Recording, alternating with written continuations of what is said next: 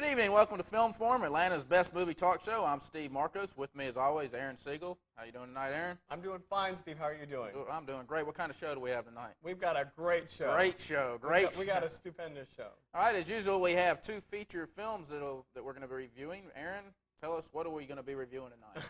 Well, tonight we've got Rich in Love and we've got CB4. All right, and then directly after that, we'll be doing our Critics' Choice this week. I believe we are doing superhero movies. And then after that, towards the end of the show, we have a special guest. Aron is in charge of rounding up the guests. Aron, who's coming on tonight? We have a very special guest. His name is Billy Sherrill. He's a key grip. And if you want to know what a key grip is, if you've seen it rolling up in the credits, if you stay and watch the credits, and you've wondered what a key grip does, stay tuned. All right, so remember, we are Atlanta's newest movie talk show because you can call us up. And what is it, 873-6713, if you have any questions, criticisms, or comments, or just want to chat. But let's get started with the films. We're Atlanta's movie chat show. Yeah, movies chat show. All right, let's get started with the films. What do you want to start off with? I'll start with Rich in Love. How about that? That sounds good to me. Okay. Rich in Love stars Albert Finney. And the story goes something like this. 17-year-old Lucille Odom arrives home from school to discover her mother's car loaded with spoiling groceries, her wallet and keys left carelessly behind, and a typed letter saying that she's left home to start a second life. Despite her efforts, it's impossible for Lucille to prevent her father's shock, and in the weeks that follow, Warren Odom, Lucille's father, moves from denial to depression. As he pads around the house in his pajamas, Warren Odom eats meals that give new meaning to the phrase fast food. He seems oblivious to the fact that Lucille has virtually put her life on hold, partly by choice but partly by default because she becomes the lady of the house, giving up a budding romance and even her high school graduation. Just when it seems that Warren and Lucille have settled into a mundane routine, colorful and independent as her younger sister Ray, her sister Ray arrives and creates new conflicts even as she breathes new life into the Odom household. Suddenly, the Odoms find themselves on new paths that are as unpredictable as they are unplanned. What we've got now here is a scene from Rich in Love where Albert Finney, who plays Warren Odom, is seeing a new woman. And here's the scene.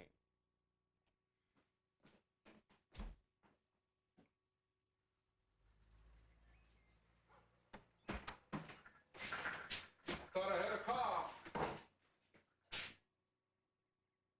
Vera was here. She's gone. She just left.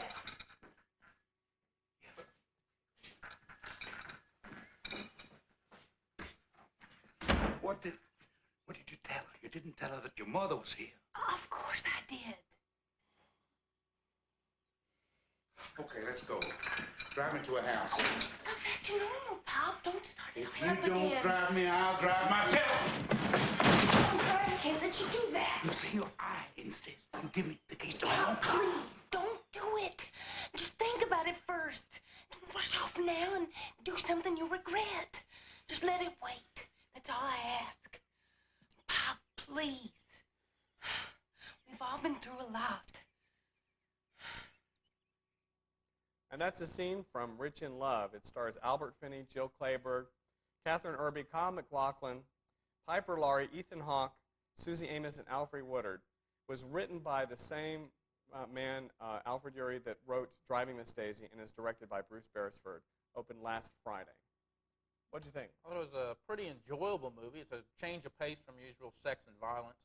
Kind of a family movie. You could take a date to it. There's nothing offensive in the movie. Enjoyable change of pace film. Well, some of the previews for this film were were very misleading because when you first see the trailers, the previews for this film, you get the impression that it's just going to be a depressing movie, that Albert Finney is just going to go along and be depressed about his whole situation with his wife leaving him. Yeah, well, his daughter was really the star of the film. Albert Finney's more of a supporting actor, I think. It's Right. it's more of a coming-of-age movie, but it's not your typical coming-of-age because it's not a teenage romance. It's really coming-of-age in a dysfunctional family. This girl's parents, her mom has left, and it's her coping with it. Reminded me a lot of a movie called Mermaids with Cher and Winona Ryder. Right. And also another movie that Winona Ryder was in called Square Dance. Both of them had these moms that were kind of eccentric, whereas this movie has Albert Finney as the dad. Well, this is playing more of that like type a of role. contemporary version of a film of dysfunctional families. Yeah. It's just very. To make the film a little bit better, I didn't really have any criticism against it, but the romance of Ethan Hawke and the girl, I don't even know what her name was, Lucille. I don't know why he was in there. They didn't build the romance up.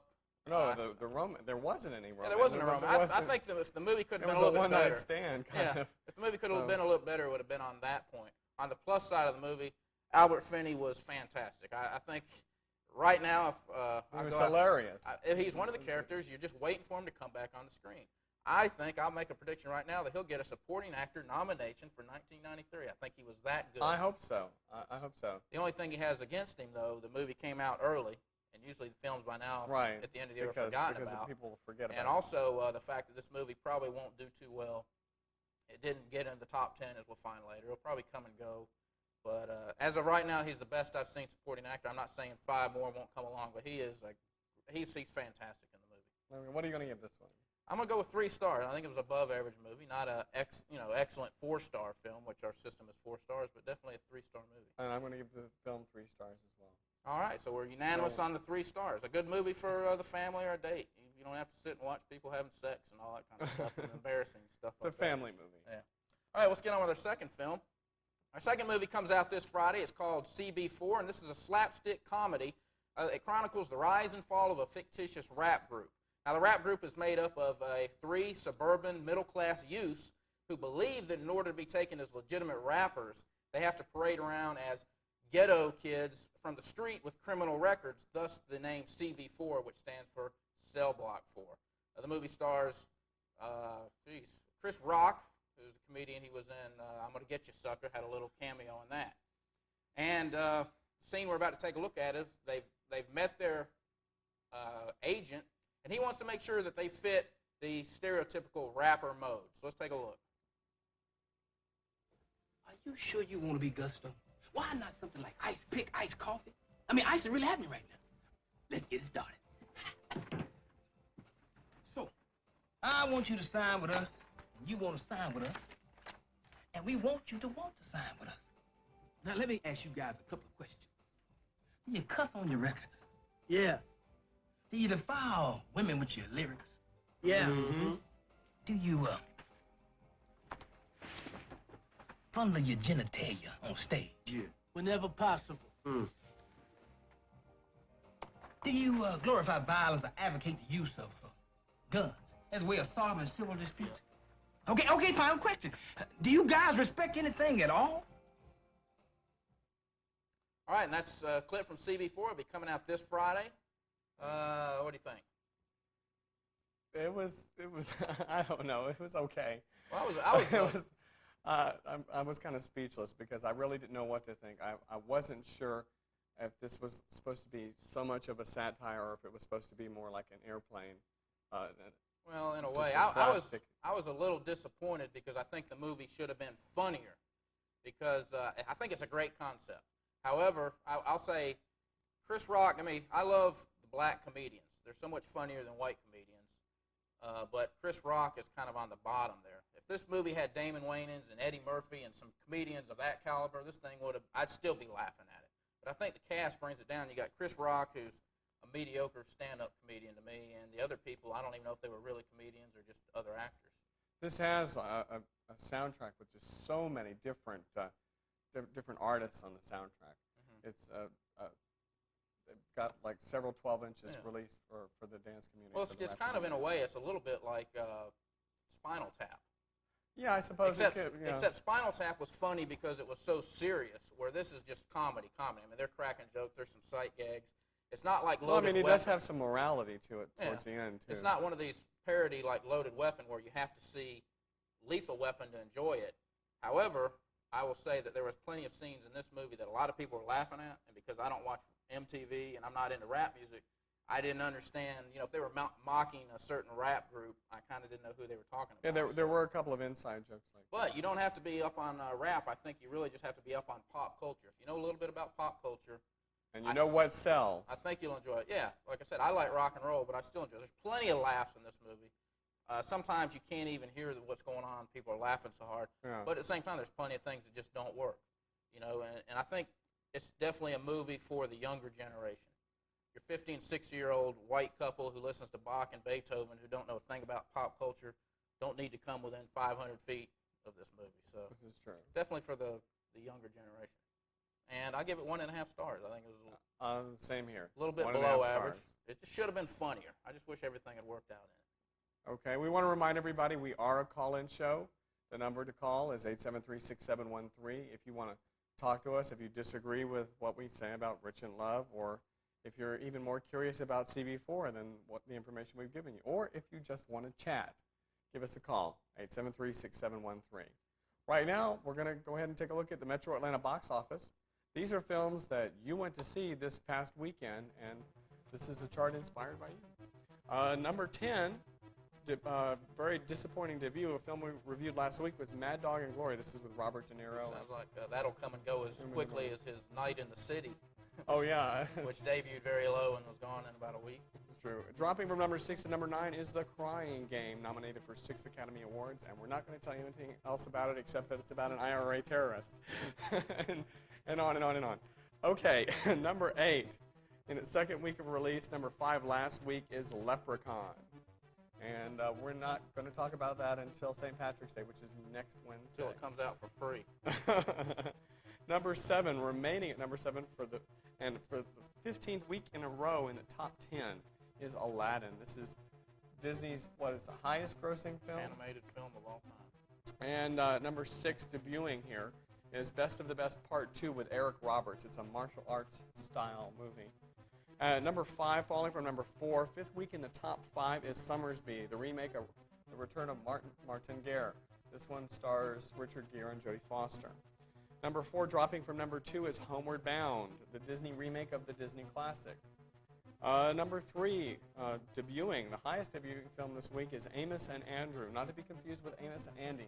This stars Nicolas Cage and Samuel L. Jackson. And number 2 this week, dropping out of the number 1 spot after 3 weeks, is Groundhog Day with Bill Murray. And the number 1 film for this week, this is the film that you made number 1, Falling Down, starring Michael Douglas, moving up from number 3 to take over the number 1 slot. And for the first time in 12 weeks, no more A Few Good Men. Untamed Heart lasted 3 weeks, and Army of Darkness lasted 2. And debuting movies didn't do too well. There were 9 movies that came out Friday, and only 3 of them in the top 10. That's because we didn't review all of them. So there's a lot of movies aren't going to do too well. We have a phone call. Go ahead, caller. You're on the air. Yes, whatever happened to filmmaking for people who do like Bach and Beethoven?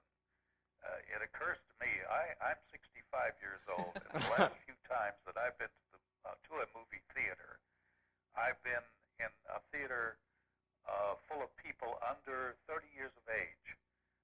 This hasn't always been the case. There was a time when people of all ages went to the movies. What has happened to movie making for people, older people who do enjoy quality movie fare? Well, there are films like Used People and Cemetery Club that were made and that are closer to being wholesome entertainment. Well, the number 1 thing is the biggest thing in Hollywood now is to get young stars, young directors, and while they're hot. And I think if you got a young star and a young director, they're going to be more action-packed. Well, actually, I think young Sin of a subjects. Woman, I mean, the films that were nominated for Academy Awards, Sin of a Woman, A Few Good Men, these films were made for the people, the 50 Well, there's a lot of and wholesome 60-year-olds that movies. It's listen to Bach and just Beethoven. CB4 is probably not one. Aladdin is a movie for all ages. Yeah, It's an incredible film. There's plenty of movies out there for everyone that aren't, rated PG, that aren't filled with sex and violence and stuff like that. But CB4 is definitely a younger generation film. You got to be into the pop culture to check that out. Thank you very much, caller. All right, well, let's get on with our Critics' Choice. This week we have superhero movies, and Aaron's going to tell you about his favorite 3. Okay, superhero movies. This was kind of tough. There were a lot.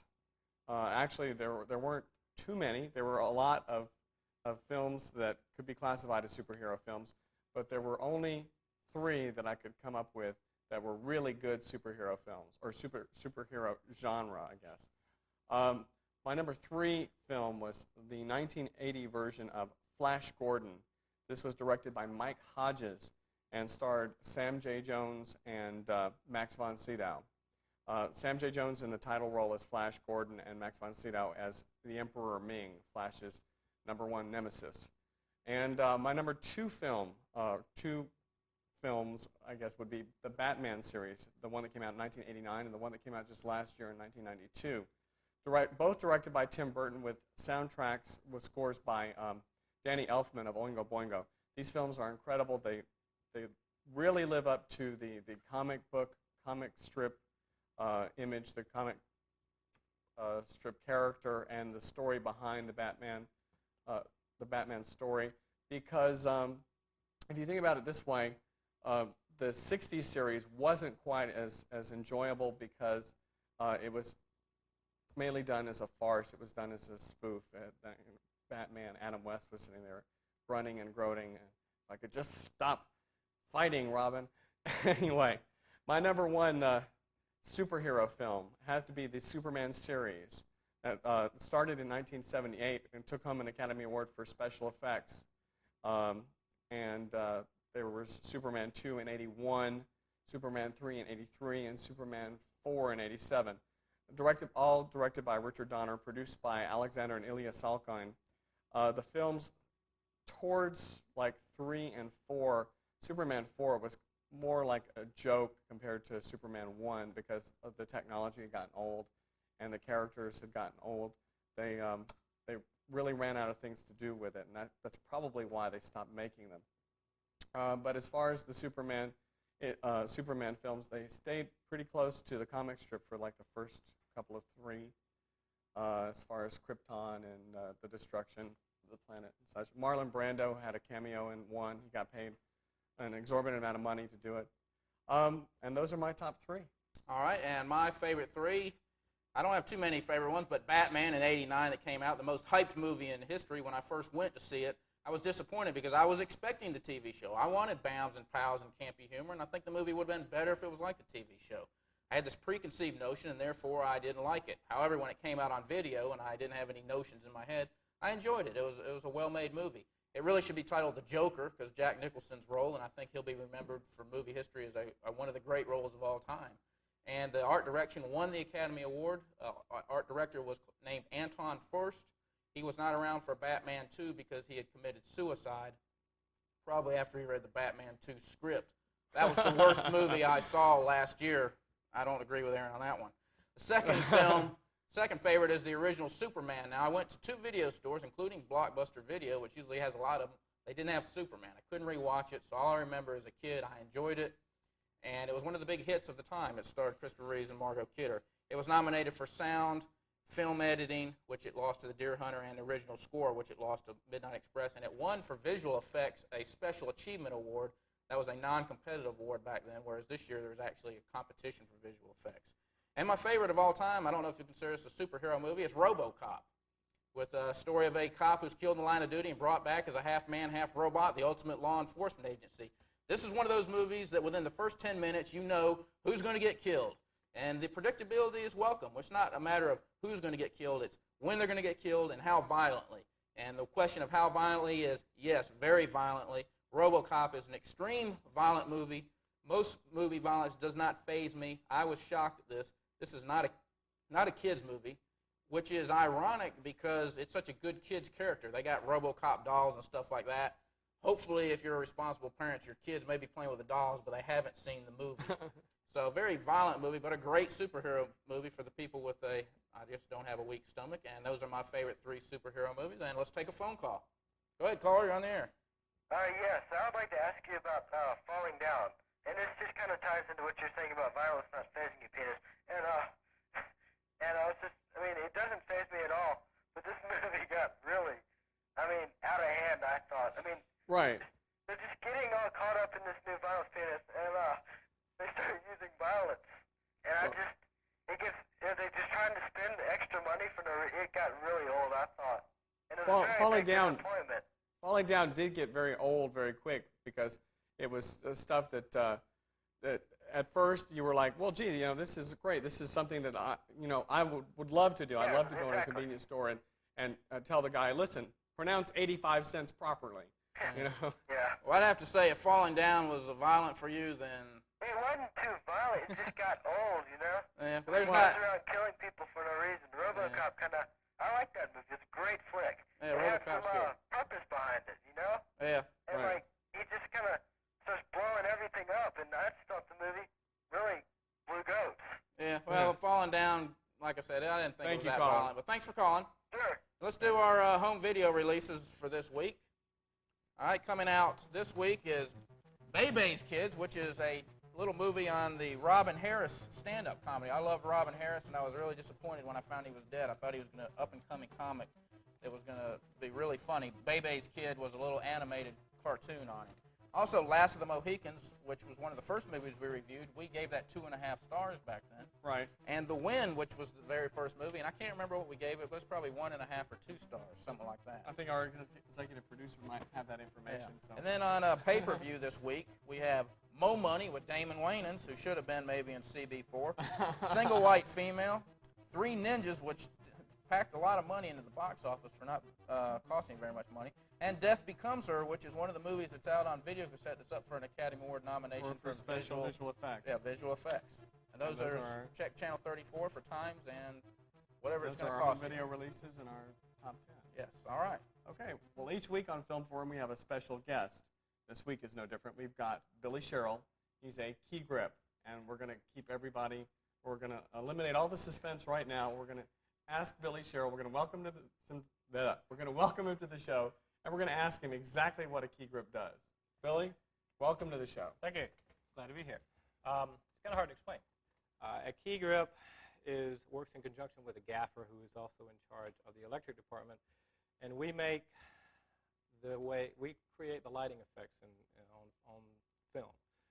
The best way to describe it is the gaffer and the electricians create light, and the grips create shadows. With all the light here, if they want to take some of the stuff down in the background, we'll put flags in over the lights and make it darker above there, if that's what the cameraman wants. So that's different than we had a best boy on before, and the best boy is, you have a best makes the boy. light? You have a best boy electric. Creates lights. No, you have a best boy electric and you have a best boy grip. Well, the best boy, all the best boy is he is the gaffer's or the key grip's right-hand man. He's the main man. You're the guy you've been working with the longest. You tell him, I say, Ron, go take care of that, and he takes care of all the stuff for me. It's just your main man. So how come usually in the film, I don't watch too much of the credits, but doesn't it just say best boy? I mean, do they break it down into two? It says best boy electric. Sometimes it'll say best boy electric and second grip, but it's usually it can be either way. Billy, we've got a phone call for you. All right, caller, you have a question for our guest. Yes, I understand when they filmed King Kong in New York, or what was it, 1970 or so, that all the scenes were done during the daytime. How did they create the night scenes when they're shooting the film totally in light? If you're talking about the King Kong, the recent one, it was actually shot at Dino De Laurentiis Studios, and I think it was in the early 80s. Any day scene that you shoot to make night, if you shoot day for night, you use neutral density filters to create. If you can, in old westerns, you can see it because you'll see the shadow, the people's shadows from the sun. All they do is put neutral density filters in front of the lens. Neutral density, which would mean like It bluish drops, color? No, it's no color. Neutral density is no color. It decreases the amount of, it's like a pair of sunglasses, is the best way to describe it. All right, thanks for calling, caller. Thank you. That's a very good question. How does somebody get started doing grip work? It's kind of hard to do these days because it seems to be the recession's kind of caught us pretty hard. The best way to do it is to get on with somebody on a show. I've got a crew that I use. It's usually 5 or 6 guys, but there are occasions when you need extra men, when you have a pre-light or something to that effect. It's kind of hard to do nowadays because there's so many people moving to Atlanta to try to. I got started working as what's called a PA. It's basically a gopher position. Production assistant? Yeah, it's a production assistant. Now, as far as movies and television, are the jobs the same? Are they the same thing? Basically. What do you mean, television? Like working in television, they have best boy, key grip, and all that. Television movies, yes. Television, like TV news or that kind of. It's a different thing entirely. Yeah. It's just a different way of doing things. Right. And the best way to describe it is you got multi-cameras in television. You shoot basically one camera in film. You light it for one camera and then you change for the way you change the angle. We've got another phone call for you, Billy. Go ahead, Hello, caller. Yes, I was curious to know if it was easier to work in the studio or in your natural surroundings outside. Well, Well, of course, in a studio, you've got a lot more control, but you can't create a mountain or a lake or whatever in a studio. But for creativity purposes, outside is much nicer. I'm sorry, I didn't catch that. For creativity purposes, outside it's much nicer. Well, it's just you can't. There's certain things you can't find. You need to do it in both ways. It's much easier to shoot in a studio simply because you've got more control. You don't have to worry about the weather. You don't have to worry about airplanes. Et But cetera, I et cetera. understand that you shot some footage outside that we've got a clip of. Yeah. A scene from. What is this? This is like 70 millimeter roller coaster ride. I work for a company called Omni Films down in Sarasota, and they do.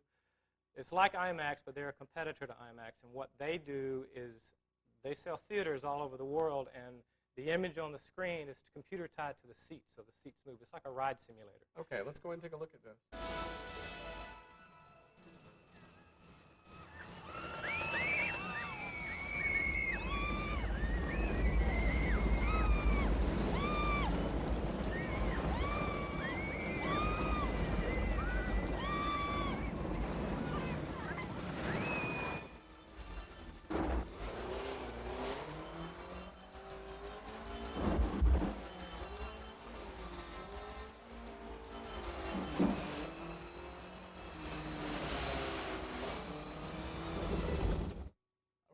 That's a scene from Omnivision. Is that what you said? Well, it's okay. Oh, well, we Okay. had a call there, We but we lost it. We got a call for Billy. No more calls. Anyway, so what have you been doing lately? What's on the agenda here in Atlanta? Anything going on? right now. There's a dearth of work. I'm sorry, but there's not a whole lot going on right now. But it'll change. All right. Thank you, Billy, for Thank being you. on the show. Yeah, appreciate it. It gave some Thank you good very much. information. People always wondering what those key grips are doing. Okay. That's all the time we've got. We want to remind everybody to tune in next week on Film Forum, when we'll have 2 new feature releases. Our Critics' Choice will be remakes, and our special guest might be continuity. You might want to check it out. That's next week. Cable Channel 12, 10 p.m., Film Forum, party time. Excellent. See you next Wednesday.